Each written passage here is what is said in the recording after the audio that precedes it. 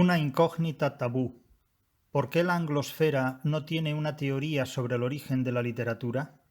El mundo académico anglosajón carece de una teoría sobre el origen de la literatura.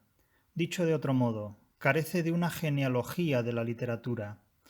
Tiene una fantástica, en el sentido pleno de esta palabra, genealogía de la moral, debido a uno de sus más grandes poetas metafísicos y taumaturgos de la prosa, como fue Federico Nietzsche, un singular seductor de psicópatas. A Nietzsche se le lee como a un filósofo, cuando en realidad fue un gran poeta, más metafísico que William Blake y menos enigmático, en realidad es muchísimo más simple, pero igual de místico, que William Yeats. El mundo académico anglosajón perpetúa una interpretación literaria que todavía no ha disociado con claridad ni con rigor la literatura de la religión.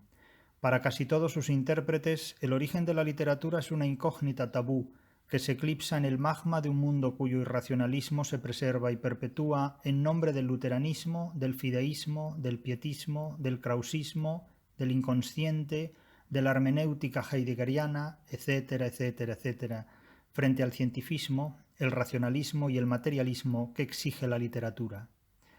El mundo académico anglosajón sigue actuando como si la literatura y la religión no se hubieran divorciado desde el origen mismo de lo que la literatura es.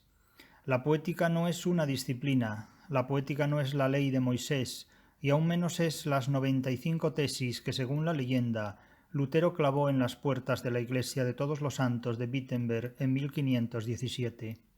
Con todo, la fuerza del idealismo germano fue lo suficientemente poderosa como para reemplazar el uso aristotélico del término poética por la adulterante manipulación del término estética y reducir de este modo lo que en un principio fue, al menos para el estagirita, el análisis conceptual de los materiales literarios a una recreación sensorial y emocional de la literatura, pues sensación, aisdesis y no otra cosa, es la estética, con todas sus variopintas confituras.